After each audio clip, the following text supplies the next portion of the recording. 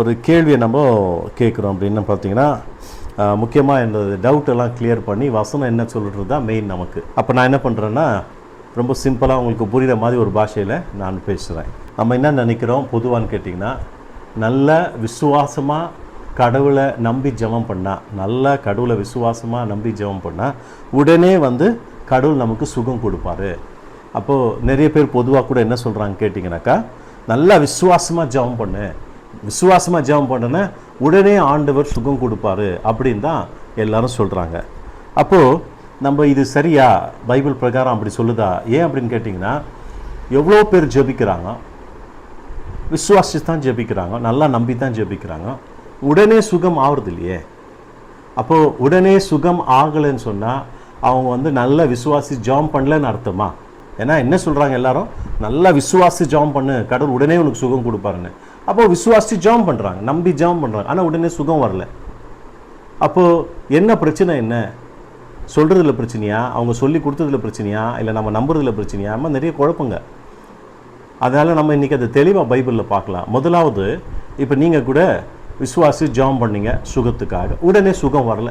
அப்போ உடனே சுகம் வரும்போது கேள்விகள் வருது இல்லையா? ஒரு கேள்வி, ஏன் வரலையே, நம்ம நம்பி தானே ஜெபம் பண்ணோம், இன்னும் சுகம் எதுவும் வரலையே, கடவுள் சீக்கிரமாக நம்மளை சுகமாக்கலையே அப்படின்ற ஒரு கேள்வி நமக்குள்ளே எழும்பி வருது.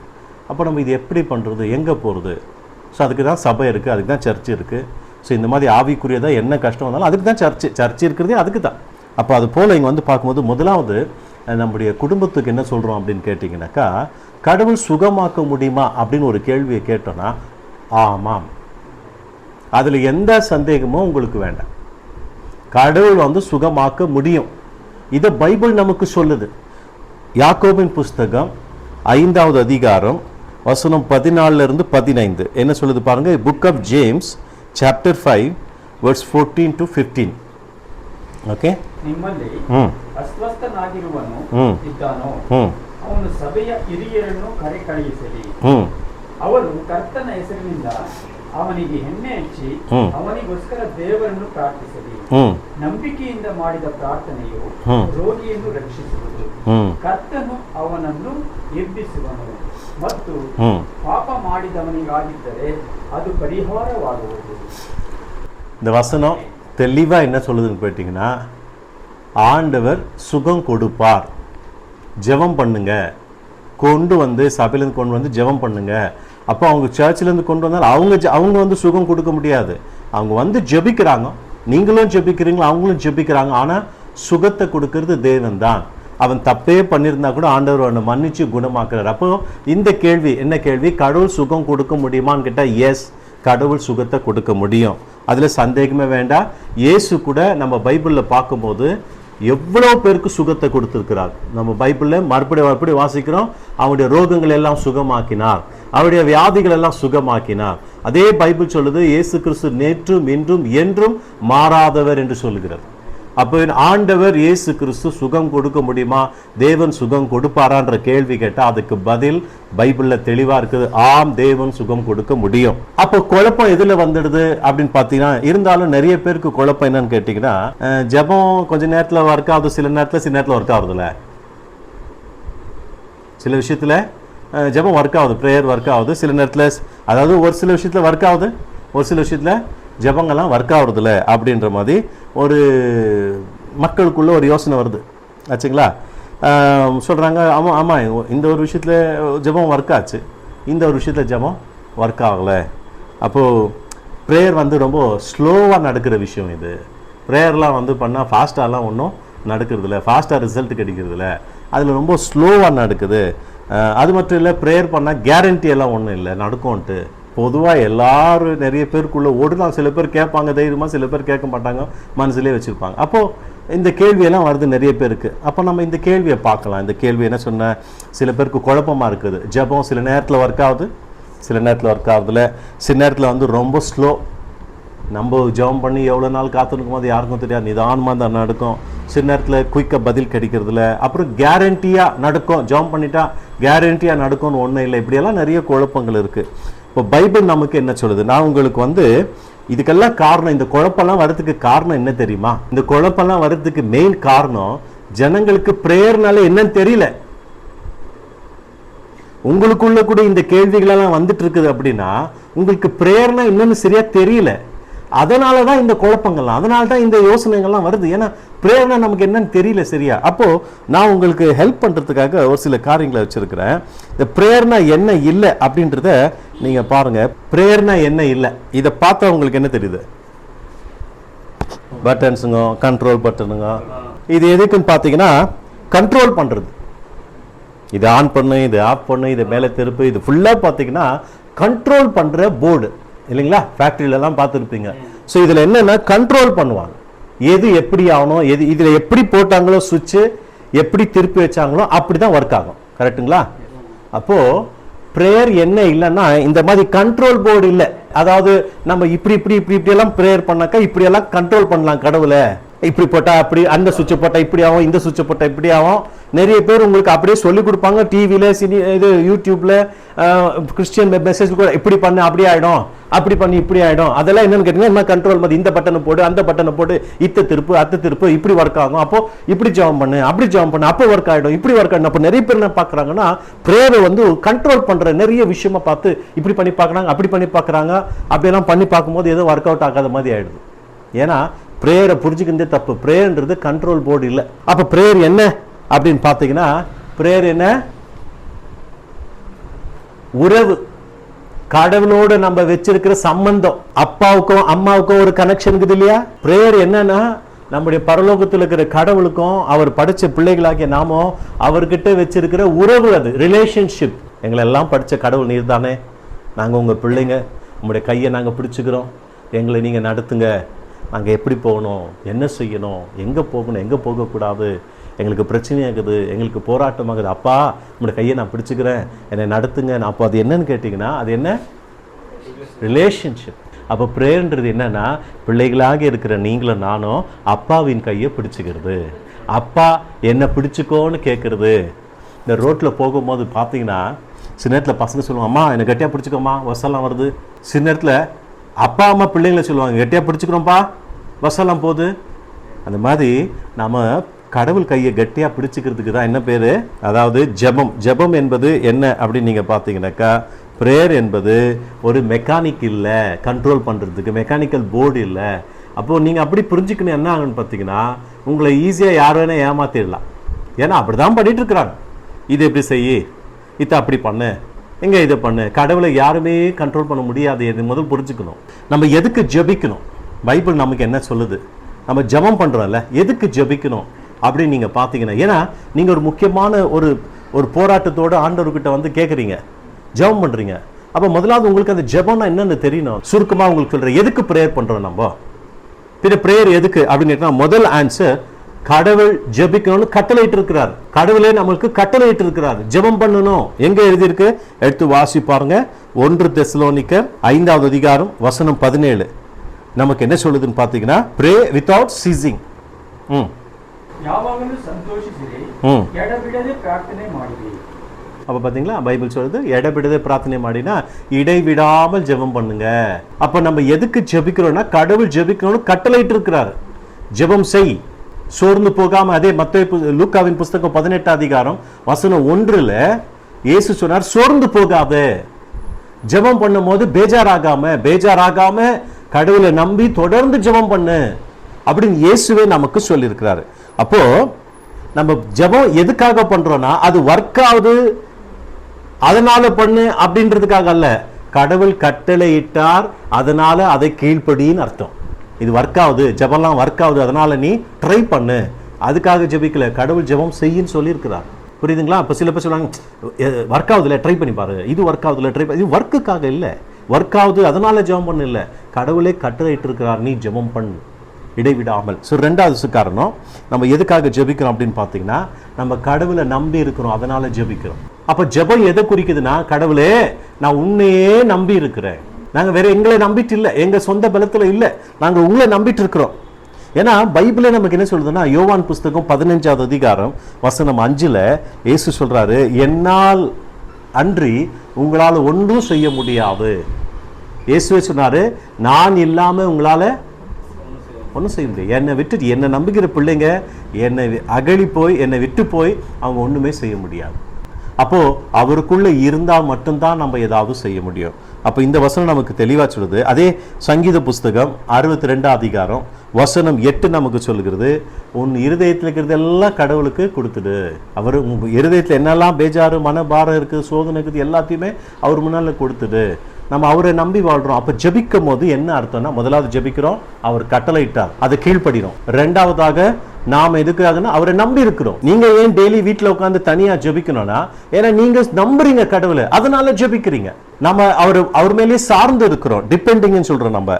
அப்ப பாத்தீங்கன்னா யாராவது ஒருத்தர் ஜெபிக்கலன்னா அதுக்கு என்ன அர்த்தம்னு கேட்டீங்கன்னா, ஒருத்தர் ஜெபிக்கலன்னா அவர் கடவுளை நம்பி இல்லை, தன்னை நம்பி அவர் வாழ்றாரு, அவ்வளவுதான். அவருக்கு கடவுள் மேலாம் நம்பிக்கை இல்லை, கடவுளெல்லாம் சார்ந்து வாழல. அவர் பலத்தை நம்பிட்டு இருக்காரு, அதனால எனக்கு ஜெபம் குப்பம் வேண்டான்றாரு. அப்போ ஜெபம் எதை குறிக்கிறது? ஏன் பலத்தை அல்ல, கடவுளே உங்க பலத்தை நம்பி நான் வாழ்றேன். மூணாவதாக பிரேயர் பார்த்தீங்கன்னாக்கா, ஜெபத்தின் மூலமாய் தான் கடவுள் செயல்படுகிறார். ஜெபத்தின் மூலமாய் செயல்படுகிறார். உதாரணத்துக்கு நம்ம பார்க்கும்போது ஜேம்ஸ் சாப்டர் 5:16, அப்போ யாக்கோபு புஸ்தகம் 5வது அதிகாரம் வசனம் 16 வாசிக்க கேட்கலாம். என்ன எழுதிக்குது பாருங்க. ಈಗಿರಲು ನೀವು ಸ್ವಸ್ಥವಾಗಬೇಕಾದರೆ ನಿಮ್ಮ ಪಾಪಗಳನ್ನು ಒಬ್ಬರಿಗೊಬ್ಬರು ಅರಿಕೆ ಮಾಡಿ ಒಬ್ಬರಿಗೋಸ್ಕರ ಒಬ್ಬರು ದೇವರನ್ನು ಪ್ರಾರ್ಥಿಸಿರಿ. ನೀತಿವಂತನು ಅತ್ಯಾಶಕ್ತಿಯುಳ್ಳ ವಿಜ್ಞಾಪನೆಯು ಬಹು ಬಲವಾಗಿದೆ. பார்த்தீங்களா? அப்போ அவங்க சொல்லி ஒருத்தருக்கு ஒருத்தர் ஜெபம் பண்ணுங்க. ஒருத்தர் உண்மையா ஜெபம் பண்ணா அந்த ஜெபத்துல அதிகமா பலம் இருக்கு. அப்ப என்ன சொல்றாரு? ஜெபத்துல பலம் இருக்கு, ஜெபத்தின் மூலமாய் கடவுள் செயல்படுகிறார். அப்போ எப்படி கடவுள் நம்முடைய வாழ்க்கையில ஏதாவது செய்வாரு, ஏதாவது நடத்துவாரு? ஜெபம் மூலியமாக. புரியுதா உங்களுக்கு? அப்போ எந்த ஒரு காரியம் நம்ம வாழ்க்கையில கடவுள் செய்யணும் அப்படின்னா நம்ம என்ன செய்யணும்? கரெக்டா புரிஞ்சுக்கணும். இதை நீங்க கரெக்டா புரிஞ்சுக்கினா போதும். எந்த ஒரு காரியத்தை கடவுள் எப்படி நம்ம வாழ்க்கையில ஏதோ நடத்துவாரு? ஜெபிக்கணும். அப்ப ஜெபத்தின் மூலமா தான் பைபிள் சொல்றது, நீதிமான்கள் ஜெபிக்கிற ஜெபத்துல மிகுந்த பலம் இருக்கு. ஒருத்தருக்கு ஒருத்தர் ஜெபம் பண்ணுங்க, ஜெபத்தின் மூலமா ஆண்டவர் செயல்படுறாரு. அது மட்டும் இல்ல, மத்தேயு புஸ்தகம் 7 அதிகாரம் வசனம் 7 கூட நமக்கு அதுதான் சொல்லுது. என்ன சொல்லுதுன்னா, கேளுங்கள் உங்களுக்கு கொடுக்கப்படும் என்று சொல்லுகிறார். அப்போ நம்ம எதுக்கு ஜெபிக்கிறோம் அப்படின்னா, ஜெபத்தின் மூலமா கடவுள் செயல்படுறாரு, கடவுள் நடத்துறாரு, அதனால தான் நம்ம ஜெபிக்கிறோம். சரிங்களா?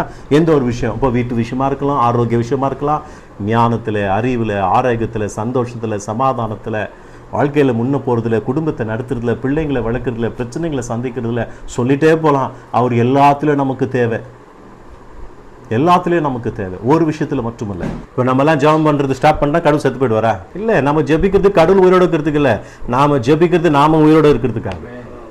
புரிஞ்சுச்சுங்களா? கிளியர் ஆயிடுச்சுங்களா? ஸோ அதனால என்ன, கடவுள் ஜெபம் பண்ண சொல்றாரு, ஜெபம் பண்ண சொல்றாருன்னா ஏன் ஜெபம் பண்ண சொல்றாருன்னா அவர் உயிரோடு இருக்கிறதுக்கு இல்லை, நீங்களும் நானும் உயிரோடு இருப்பதற்காக, ஜீவனோடு இருப்பதற்காக நாம ஜெபிக்கணும். ஏன்னா ஜெபத்தின் மூலமா தேவன் செயல்படுகிறார். பைபிள்ல யாருக்காவது எங்கேயாவது கடவுள் எதையாவது செய்தார்னா ஜெபத்தின் மூலமா தான் செய்தார். நான் ஒண்ணுமே ஜெபிக்கல, ஒண்ணுமே பண்ணல, அதுவே கடவுளே அப்படிலாம் இல்லை, ஜெபிக்கிறான். யாரை கடவுள் ஆசீர்வதிக்கணும் டிசைட் பண்ணிட்டு இருக்கிறாரோ அந்த மனுஷன் ஜெபம் பண்ண ஆரம்பிச்சிருவான், அந்த குடும்பம் ஜெபம் பண்ண ஆரம்பிக்கும். அவங்க ஜெபம் பண்ணிட்டு இருக்காங்கன்னா என்ன அர்த்தம் தெரியுமா?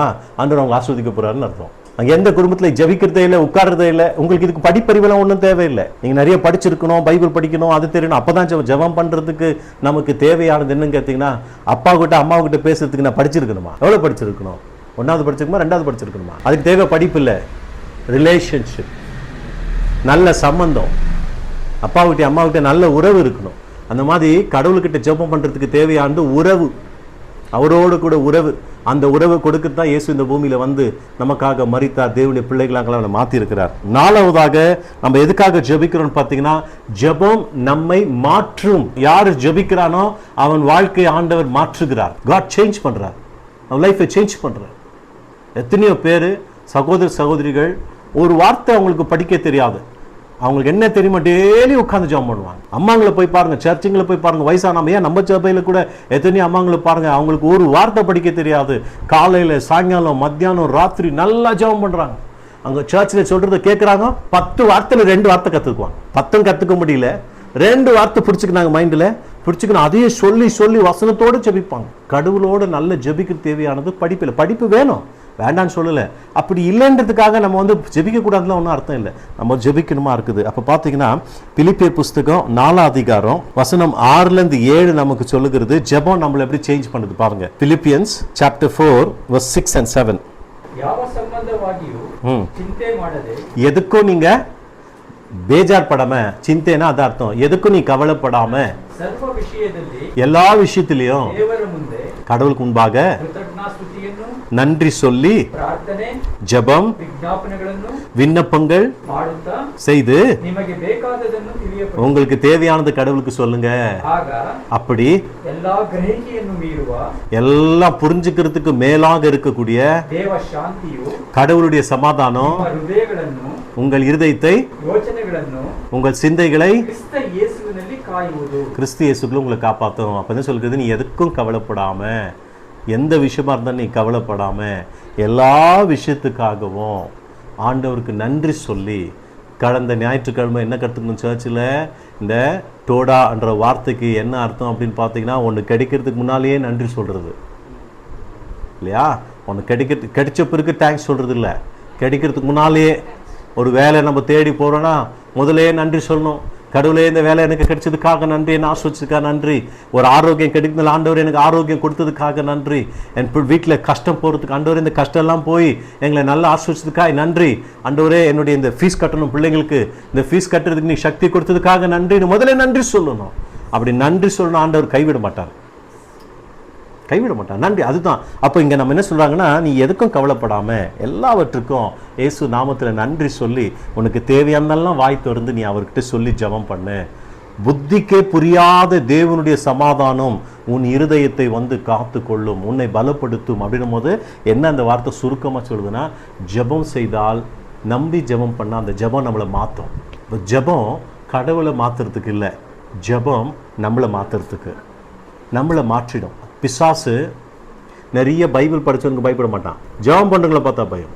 ஆமாம், ஏன்னா கடவுளை நம்பாதவங்க நிறைய பைபிள் தெரியும், ஆனால் அவன் ஜெபிக்கிறது இல்லை. அதனால் ஜெபம் ரொம்ப வல்லமையானது.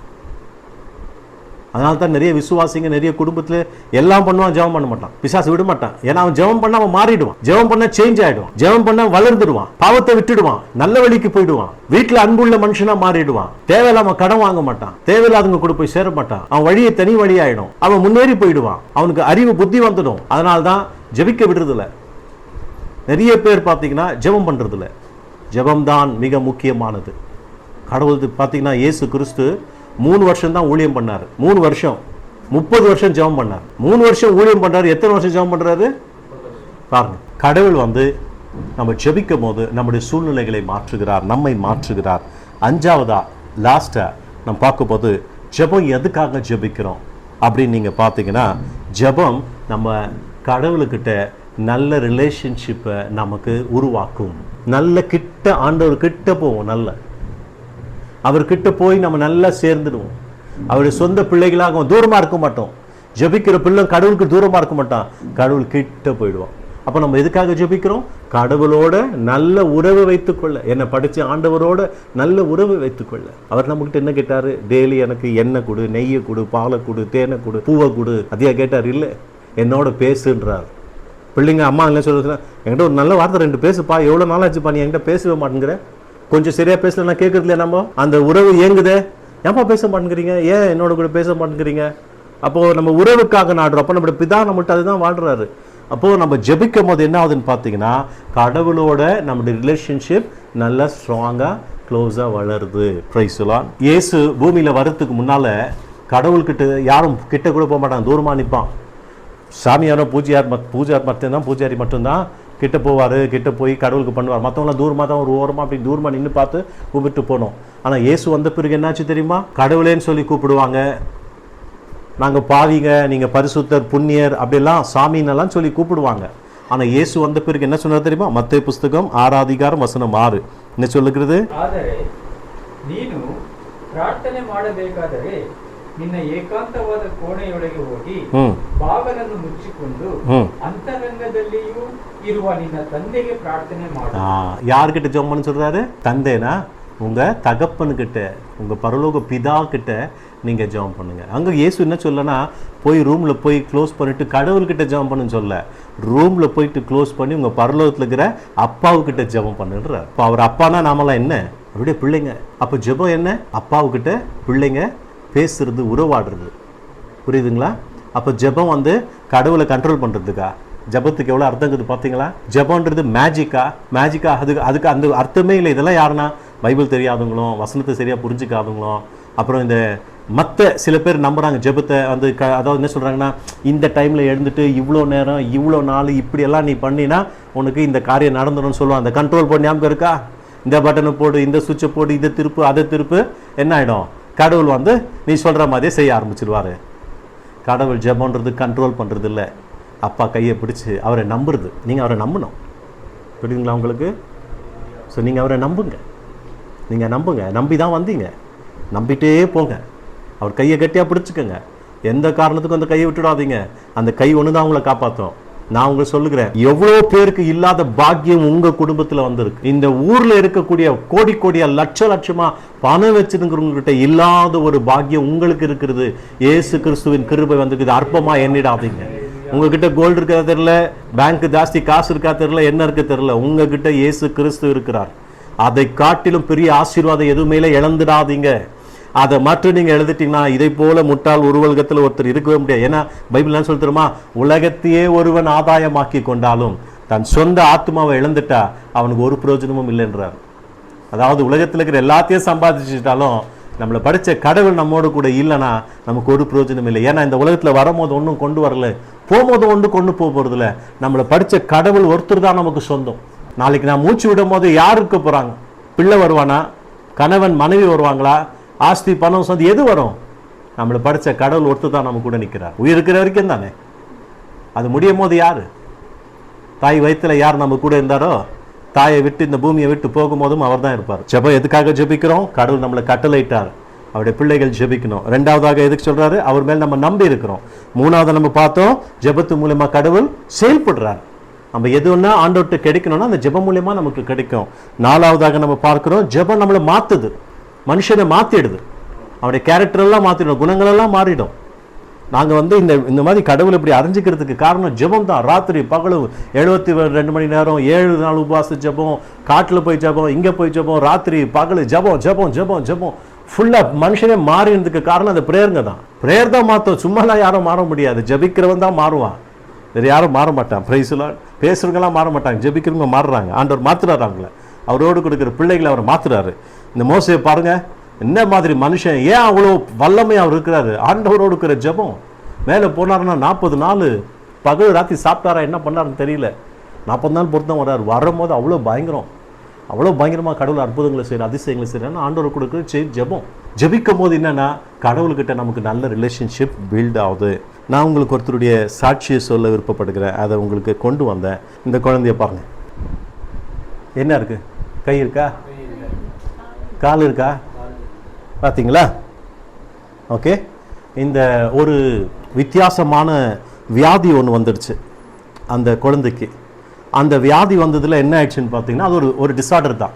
அந்த வியாதி வந்ததுனால அந்த குழந்தைக்கு 2 கையும் முளைக்கல, காலும் முளைக்கல. சும்மா அந்த லெஃப்ட் இடுப்புக்கிட்ட மாத்திரம் கொஞ்சமாக ஒரு கால் கொஞ்சம் லைட்டாக அப்படி வந்துச்சு. அவ்வளோதான். நீங்கள் பார்த்தீங்கன்னா கொஞ்சமாக சும்மா இந்த இடுப்புக்கிட்ட சின்ன குட்டி கொஞ்சம் காலம், அவ்வளோதான். அதுலேயும் இந்த விரல் மட்டும்தான், 1-2 விரல் மட்டும். அதை விட்டால் ஒன்றுமே இல்லை. இது நான் ஏதோ பழைய காலத்துடைய கதை சொல்கிறேன்னு இல்லை. இப்போ நம்ம மத்தியில் இருக்கு. அவருடைய பேர் பார்த்தீங்கன்னா நிக் என்று அவருடைய பேர். நிக் என்ற ஒரு மனுஷன். அவர் வந்து ஆஸ்திரேலியாவில் இந்த வெளிநாட்டில் பிறந்த ஒரு பிள்ளை. அவர் பார்த்தீங்கன்னா இந்த வந்த வியாதியில் கை கால் முளைக்கல. அவங்க அப்பா அம்மா பார்த்த உடனே மனம் ஒடிஞ்சு போய்டுறாங்க. எந்த அப்பா அம்மாவுக்கு முடியும்? முடியல அவங்களால. வேதனை கஷ்டம்.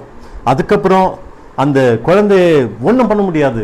கடவுள் அப்படி கொடுத்துட்டார் கையில் குழந்தைய. இப்போ நம்ம முன்னால் இருக்கிறாங்க அவங்க. அவர் எடுத்து தான் வளர்க்கணும். அப்பா அம்மா என்ன பண்ணாங்க, அந்த குழந்தைய எடுத்துட்டு வளர்க்குறாங்க. வளர்க்கும் போது ஒரே கண்ணீர். அந்த குழந்தை வளரும் போது அந்த குழந்தை ஒரு கஷ்டம் அனுபவிச்சு பாருங்க. அதை பார்க்க முடியல. ஏன்னா அந்த குழந்தை பார்த்தீங்கன்னாக்கா வளரும் போது மற்ற குழந்தைங்களாம் கிட்ட வர மாட்டேங்குது, பயந்து பயந்து ஓடி போகுது. திடீர்னு ஒரு 2 கால் இல்லாமல் 2 கை இல்லாமல் இப்போ வரையும் இது மாத்திரம் இருக்க ஒரு பார்க்கும்போது மற்ற குழந்தை கிட்ட வர மாட்டேங்குது, யாரும் ஆட வர மாட்டேங்கிறாங்க, ஸ்கூலுக்கு போனால் ஸ்கூலுக்கு அனுப்ப முடியல. அது மட்டும் இல்லை, அந்த பையன் வளர வளர சின்ன வயசுலலாம் ஒரே மைண்ட் ஒரு மாதிரி சைக்கோ மாதிரி ஆயிட்டான். எல்லா ஆரோக்கியம் இருக்கு, எல்லா அறிவு இருக்கு, எல்லாம் இருக்குது, ஆனால் 2 கையும் காலும் மற்றும் முளைக்கல. அப்படி ஆக ஆக என்னன்னு பார்த்தீங்கன்னா கொஞ்சம் பெருசான உடனே ஸ்கூலில் இருக்கிறவங்கெல்லாம் கேலி பண்ண ஆரம்பிச்சிட்டாங்க பையனை. சும்மா இருக்கும் போதே ஸ்கூலில் பசங்கள்லாம் கேலி பண்ணுவாங்க. இந்த மாதிரி பையனை என்ன பண்ணுவாங்க, எல்லா விதமாக கேலி அவன் ஒரே அழகான். வீட்டில் அப்பா அம்மா, அவங்க அப்பா அம்மாவுக்கு ஒரே பெரிய சோதனை. கடவுள் எங்களுக்கு ஏன் இப்படி ஒரு குழந்தையை கொடுத்து, இந்த குழந்தைக்கு ஏன் இது எப்படி கடவுள், ஒரு நல்ல கடவுள் வந்து ஏன் இந்த குழந்தைய எப்படி பண்ணிட்டாரு, இந்த குழந்தைய ஏன் இப்படி உருவாக்கணும்னு ஒரே அவங்க கதறுதல். இந்த பிள்ளை கூட ஒரே டிப்ரெஷன்லேயே இருந்தான். அப்படியே எதுக்கு கடவுள் என்ன இப்படி படிச்சுட்டாரு. அவருடைய சாட்சியை நான் பார்க்கும்போது எனக்கு ரொம்ப கஷ்டமாயிடுச்சு. எப்போன்னு கேட்டிங்கன்னா, எல்லாருமே அவருக்கு ரொம்ப மனசு பேச்சார். எப்போ ஆகும்னா எல்லாரும் கட்டி பிடிப்பாங்களாம், அப்பா அம்மாவை கட்டி பிடிச்சி அன்பு பண்ணுவாங்களாம். இவருக்கு அந்த கட்டி பிடிக்கவே முடியாதாம், வாபஸ் கட்டி பிடிக்கவே முடியாது, ஏன்னா கை 2மே இல்லையே. நம்மளாம் கடவுளுக்கு எவ்வளோ நன்றி சொல்லணும், நமக்கு இருக்க கை காலெல்லாம் படித்ததுக்காக எவ்வளோ கடவுள் நன்றி சொல்லணும். ஆனால் அவருக்கு வந்து அழறார் அவர். எனக்கு வந்து அவருடைய சாட்சியில் பார்க்கும்போது அப்படி இருக்கும்போது சின்ன வயசுலேயே நிறைய தடவை அவர் என்ன பண்ணிட்டார் பார்த்தீங்கன்னா, சூசைட் பண்ணிக்க செத்து போகிறதுக்கு வழி பார்த்து வேறு என்ன பண்ணுவார் அதை பார்க்க, ஏன்னா ஒன்றுமே இல்லையே. அப்போது அந்த சின்ன காலில் தான் அவர் எதனா பண்ணுறதா இருந்தால் கூட அந்த குட்டி காலில் தான், அதில் தான் ஏதாவது தொடணும் செய்யணும் எல்லாமே. இப்படி இருக்கும்போது என்ன நடக்குது நீங்கள் பார்த்தீங்கன்னா, அவர் எழுதுறதாகட்டும் டைப்பிங் பண்ணுறதாகட்டும், அதுக்கப்புறம் என்ன நடக்குதுன்னு பார்த்தீங்கன்னா, இவருக்கு வாழ்க்கையில் முடிஞ்சு போயிடுச்சு, அவ்வளோதான், இவ்வளோதான். என்ன நினைக்க முடியும் இந்த மனுஷனுக்கு? அந்த மனுஷன் இயேசு கிறிஸ்துவை தெரிஞ்சுக்கிறார், வசனத்தை படிச்சுக்கிறார். இவருக்கு என்ன வாழ்க்கை இருக்க போகுது? இவர் என்ன வாழ முடியும்? இந்த 2 கையும் இல்லை, காலம் இல்லை, இவருக்கு என்ன வாழ்க்கை இருக்கும்? ஒன்றுமே இருக்காது. நீங்கள் பார்த்தீங்கன்னா பாருங்க, அவர் வந்து கடவுளை வசனத்தை நம்பி ஆண்டவருக்கு ஒப்பு கொடுத்து ஜெபம் பண்ணி அந்த கை காலில் அவருக்கு என்ன நடக்குதுன்னா, நல்ல கை கால் இருக்கிறவன் சாதிக்க முடியாத எல்லாத்தையுமே அவர் சாதிச்சார் இந்த உலகத்தில். நல்ல கை கால் இருக்கிறவங்க கூட ஒண்ணுமே செய்ய முடியாது, ஆனா இந்த கை கால் இல்லாதவ எல்லாத்தையும் செய்கிறான். 2012 அவருக்கு கல்யாணம் ஆயிடுது. அவருக்கு கல்யாணம் ஆகி அவருக்கு ஒரு 4 பிள்ளைங்க பெருக்கிறாங்க. 4 பிள்ளைங்க பெருக்கிறது மட்டும் இல்ல, உலகத்துல 70 கண்ட்ரிஸ்க்கு போய் எல்லாருக்கும் தைரியம் சொல்லிட்டு வர்றாரு. 70 கண்ட்ரிக்கு. இன்னைக்கு இந்த மனுஷனை தெரியாத ஆள் இல்லை. இவர் தான், நீங்க நெட்ல பார்த்துருப்பீங்க தெரியல, உங்களுக்கு நான் போடுறேன் பாருங்க. இவர் இப்படி இருக்கிறார், இப்ப இப்படித்தான் இருக்கிறார், சரிங்களா? இவர் இப்படிதான் உலகம் முழுவதும். அப்ப இவர் தான் இருக்குது அவரது காலு, அந்த காலில் தான் எல்லாம் செய்யறாரு. உலகம் முழுவதும் போய் எல்லாருக்கும் தைரியம் சொல்லிட்டு வராரு, எல்லாருக்கும் நம்பிக்கை சொல்லிட்டு வராரு. அவருடைய வாழ்க்கையில அவர் ஸ்விம்மிங் பண்றாரு, மனுஷன் என்ன கால் ஓட்டணுமா என்ன பண்ணும் எல்லாமே செய்யறாரு. ஒருத்தர் 2 பேரை அவர் போய் என்கரேஜ் பண்ணல, கோடி கோடியான ஜனங்களை போய் அவர் தைரியம் சொல்லி, வாழ்க்கையில நீங்க சோர்ந்து போகக்கூடாது, நீங்க மனம் உடைஞ்சு போகக்கூடாது, என்னோட மோசமா இங்க யார் இருக்கிறீங்கன்னு கேட்கிறாரு. இயேசு கிறிஸ்து கிட்ட தன் விசுவாசத்தை வச்சாரோ என்ன ஆச்சுன்னு பாத்தீங்கன்னா, அவருக்கு அந்த பேஜார்லாம் இருந்துச்சுல, எல்லாரும் கேலி பண்றது, எல்லாரும் கல் எடுத்து அடிக்கிறது, எல்லாரும் அவர் வருத்தம் பண்ணி, இது எல்லாத்தையுமே ஆண்டவர்கிட்ட ஜெபம் பண்ணி அந்த மனுஷன் ஜெபம் பண்ணி மாறிட்டார், பிரேயர் பண்ணி மாறிட்டார். மாறி என்ன சொல்றாரு தெரியுமா? நீங்க நல்ல சந்தோஷமா இருக்க, கை கால் தேவையில்லைன்றார். அதான் ஒரு புக்கே எழுதுறாரு, நோ லிம்ஸ் நோ லிமிட்ஸ் அப்படின்னு. அதாவது கை கால் இல்லைன்னா கூட நான் முடங்கி போனவன் அல்ல, நான் வாழ்கிறவன், நான் செயல்படுகிறவன் அப்படின்னு அவர் சொல்றாரு. அப்போ ஒரே ஒரு வார்த்தை மாத்திரம், அவர் எங்கெங்க போறாருன்னா ஸ்கூலுங்களுக்கு போறாரு, காலேஜுங்களுக்கு போறாரு, பெரிய பெரிய இடத்துல எல்லாம் போய் எல்லா ஆஃபீஸுங்களில் போய் அங்கே இருக்கிறவங்களெல்லாம் அவரை பார்த்தாலே கேட்கும் போது உங்களுக்கே கூட அவரோட நம்ம நல்லா எவ்வளோ கோடி மடங்கு நானும் நம்ம நல்லா வச்சிருக்காரு, நிறைய ஒரு காரியத்தை நம்ம செய்ய முடியும். அவர் என்ன சொல்றாருன்னு பார்த்தீங்கன்னா, ஒரு காரியத்தை சொல்றாரு, மனுஷனுடைய பிக்கஸ்ட் டிசபிலிட்டி, மனிதனுடைய பெரிய பலவீனம், பலவீனம் வந்து எதனாலன்னு கேட்டீங்கன்னா பயமும் அவநம்பிக்கைன்றார். மனுஷனுக்கு கை காலு இல்லாம இருக்கிறதோ பலவீனம் இதெல்லாம் பெரிய கஷ்டம் இல்லை. மனுஷனுக்கு பெரிய வீக்னஸ் எதுனா அவனுக்குள்ள இருக்கிற பயம், அவனுக்குள்ள இருக்கிற அவநம்பிக்கைன்றார். அப்ப நம்முடைய பெரிய ஒரு பலவீனம் எதுனா நம்ம கை காலு பலவீனமா இருக்கிறதோ, நம்மளால மற்ற உலகம் இவர் மாதிரி பலவீனமா நம்ம யாரும் இல்லை, இதெல்லாம் இல்லைன்றார் வீக்னஸ். உங்களுடைய வீக்னஸ் எதுனா உங்களுடைய பயம் தான்றார். நீங்க பயந்தா உங்க கை கால் நல்லா இருந்தா கூட உங்களால ஒன்றும் செய்ய முடியாதுன்றார். உனக்குள்ள அவநம்பிக்கை இருந்துச்சுன்னா உனக்கு எல்லாம் இருந்தாலும் என்னால பார்க்க முடியாது. அதை வழியே உன் முன்னால இருந்தாலும் உன்னால கண் திறந்து பார்க்க முடியாதுன்றாரு. அப்போ நமக்கு பார்க்கும்போது இவர் மாறுறதுக்கு காரணம் என்ன? ஆண்டவரை குறித்து, இயேசுவை குறித்து தெரிந்து கொண்டு. இயேசு இவரை இப்படி படிச்சாருன்னா அதுக்கு ஒரு காரணம் இருக்கா இல்லையா? இவர் மூலியமா ஆண்டவர் உலகத்தை ஆசீர்வதிக்கிறார். நல்லா இருக்கிறவர், மற்றவங்களுக்குலாம் கை கால் இருக்கு, ஆனா கை கால் இல்லை. இவருக்கு கை கால் இல்லை, ஆனா இவருக்கு தான் கை கால் இருக்கு. ஏன்னா இவர் செய்ய முடிஞ்சது மற்றவங்க செய்ய முடியல. அதனால நீங்க என்ன பார்க்குறீங்க? நம்முடைய ஃபியர், அன்பிலீஃப், நம்முடைய பயம், இப்படியா எல்லாம் முடிஞ்சு போயிட மாட்டோம், அந்த பயம், அவநம்பிக்கை, இது இருந்துச்சுன்னா நமக்கு எது இருந்தாலும் பிரயோஜனம் இல்லை. நம்ம கை கால் இருந்தாலும் எதுவும் இருந்தாலும் பிரயோஜனம் இல்லை. வாழ்க்கையில் நம்ம முன்னே போக முடியாது. ஆகையால உங்களுக்கு நான் என்ன சொல்ல வரேன் இந்த காரியத்தின் மூலிமா பார்த்தீங்கன்னா, இப்படி ஒரு பிள்ளைக்காக கவலைப்பட்ட குடும்பம் ஆண்டவர் அவருக்கு எல்லாத்தையும் திருப்பி கொடுத்தார். பலவீனம் இருக்கு, ஆனால் பலவானா இருக்கிறான். இயேசு கிறிஸ்து நம்முடைய வாழ்க்கையை எப்படி ஆசீர்வதிப்பார்னு நமக்கே தெரியாது. நல்லா நம்பி ஜெபம் பண்ணுங்க. பயப்படாது, பயப்படாது.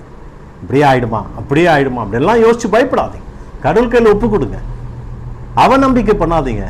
ஐயோ எல்லாம் இது சரியாகவும் போயிடுமா, அது அப்படியே அவ்வளோதான் முடிஞ்சு போச்சா, இப்படியெல்லாம் நீங்கள் அவநம்பிக்கை பண்ணீங்கன்னா அது இன்னும் உங்களுக்கு வீக்னஸ் தான், இன்னும் டிசபிலிட்டி தான்.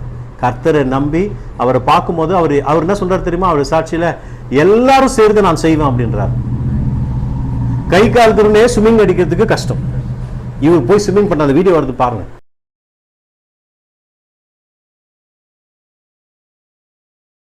தைரியம் என்ன சொல்றாரு? பயப்பட்டா உன்னால எதுவுமே செய்ய முடியாது, அவநம்பிக்கை பண்ண செய்ய நீ போ அப்படின்றாரு. அதை போல நீங்களும் பயப்பட்டுக்குன்னு உட்காராதீங்க. நம்பி எழுந்து முன்ன படிகளை வச்சு இயேசப்பா நாமத்தில் பிரயாசப்படுங்க. நம்புங்க, தைரியமா இருங்க. ஸோ அதனால உங்களுக்கு என்ன சொல்றேன், ஆண்டவர் சுகமாக்குவார்னு ஜெபம் பண்ணுங்க, தப்பில்லை. என்னை சுகமாக்குங்க, ஜெபம் பண்ணுங்க. அடுத்ததாக எங்களை பலப்படுத்துங்க, ஜெபம் பண்ணுங்க. பொறுமையாயிருங்க. ஆண்டவர் எங்களுக்கு பொறுமை கொடுங்க. நாங்கள் அவசரப்பட்டு எழுந்துடக்கூடாது. நீங்கள் பொறுமையாக ஜெபம் பண்ணுங்க, கடவுள் சித்தத்துக்காக ஜெபம் பண்ணுங்க. கர்த்தர் நிச்சயமா உங்கள் மேலே இரக்கத்தை காண்பித்து அவர் சித்தத்தின்படி உங்களை பலப்படுத்துவார். ஸோ ப்ரேயர் நமக்கு நிதானமாக நடக்குது, ஃபாஸ்ட்டாக நடக்குது இல்லை. ப்ரேயர் கடவுள் சித்தத்தின்படி நம்மளுக்கு நடக்குது. எல்லாத்தையும் ஒரே நாளில் சொல்ல முடியாது இல்லையா? இன்னும் ப்ரேயர் குறித்து எவ்வளோ இருக்குது தெரிஞ்சுக்கிறதுக்கு. இன்றைக்கி ஒரு அளவுக்கு நீங்கள் ப்ரேயரை குறித்து தெரிஞ்சிட்டு இருப்பீங்க. சில பேர் சொல்லலாம், ஏன்னா உங்கள் அப்பா ஒரு நாள் சின்ன ஒன்று கொடுக்கலையே அப்படின்னு. எங்கள் அப்பாவை நான் நம்புகிறேன். அந்த நம்பிக்கை இருக்குது பாருங்கள். அந்த நம்பிக்கை நம்மளை கைவிடவே விடாது. நல்ல தைரியமாக, விசுவாசமாக, பலமாக இருங்க. ஜெபத்தை விட்டுடாதீங்க. இன்றைக்கி நம்ம கேட்ட வசனத்தின்படி ஜெபம் பண்ணிக்கின்னு ஆண்டவருக்குள்ளே நீங்கள் நிலைச்சிருங்க. எல்லாம் சந்தேகத்தை எடுத்து போடுங்க. இந்த கை கால் இல்லாத உதாரணத்தை உங்களுக்கு கொடுக்கும் போது நம்மளை அப்படியே வச்சிருக்கிறார்.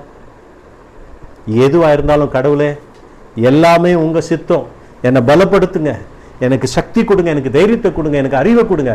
ஜெபம் பண்ணிவிட்டு ஆண்டவரே எனக்கு தைரியம் கொடுங்க, நான் இப்படியே முடங்கி போகக்கூடாது, நான் எழுந்து முன்னே போகணும், காரியங்களை செய்யணும். ஏன்னா இவர் அப்படி யோசிச்சுட்டு இருந்தாருன்னா அவர் சும்மா ஒரு மூளையில் என்ன கட்டிங்கனாக்கா அவர் கை காலில் ஒன்றும் இல்லை, சும்மா எங்கே மூளையை தூக்கி போட்டு வச்சுருப்பாங்க. ஆனால் அப்படி செய்யலை, ஒத்துக்கல. ஏசப்பாவை நம்பும் போது அவருக்கு மேலே வச்சிருக்கிற விசுவாசம், அவர் மேலே வச்ச அந்த நம்பிக்கை அவர் வாழ்க்கையே மாற்றிடுச்சு. இப்போ அவர் திரும்பி பார்த்தாருன்னா ஆச்சரியம். அவருக்கா ஒரு நாள் உலகமே அவரை கேலி பண்ணுச்சு, ஒரு நாள் உலகமே அவரை இது எதுக்கு இது என்ன சாபம் பண்ணி, அப்பா அம்மா என்ன தப்பு பண்ணீங்களோ உங்களுக்கு இந்த மாதிரி ஒரு பிள்ளை பிறந்துச்சு நல்லா பேசுனாங்க. ஆனால் இன்னைக்கு முழு உலகமே அந்த குடும்பத்துக்கு ஆண்டவருக்கு நன்றி சொல்லுது. எத்தனையோ பேர் சூசைட் பண்ணுறவங்க அவரை பார்த்த உடனே தைரியமாக வாழ ஆரம்பிக்கிறான். எத்தனையோ பேர் வாழ்க்கையே வேணான்றவங்க அவர் கேட்ட உடனே மறுபடியும் தைரியமாக போகிறான். எத்தனையோ பேர் தனக்கு உண்டான ஐயோ இந்த மாதிரி நிலைமையில நான் இல்லையே, ஆண்டவர் என்ன நலத்தனை வச்சிருக்காரு, நான் உழைச்சி மேலே போக முடியும், இவன் மேலே ஒரு என்ன ஆண்டவர் மேலே எத்த மாட்டாரா? அப்போது நிறைய பேர் ஜெபிக்கிற ஆண்டவர் அவருடைய பார்த்த அவருடைய சாட்சிகள். அதனால நம்ம ஆண்டவர் நோக்கி ஜெபம் பண்ணலாம். ஜெபத்தை சாதாரணமாக யோசிக்காதீங்க. இன்றைக்கி நான் உங்களுக்கு காமிச்சேன் இல்லையா, இந்த கை கால் இல்லாதவங்க கூட உலகத்திலே பெரிய இடத்துல போய் நிற்க வைக்கிறான். காரணம் ஜெபம். ஜெபிப்பீங்களா? நல்லா நம்பி ஜெபம் பண்ணுங்க, நல்லா விசுவாசிச்சு ஜெபம் பண்ணுங்க, தொடர்ச்சியாக ஜெபம் பண்ணுங்க. இதை அப்பாவை நம்பிட்டே இருங்க, அந்த அப்பா உங்களை கைவிட மாட்டார். பலமாக நம்புங்க. டெய்லி உட்காந்து ஜெபம் பண்ணுங்க. Praise the Lord. நம்ம ஜெபிக்கலாம், ஆண்டவரை நோக்கி பார்த்து அங்கே ஜெபிக்கலாம். Praise the Lord.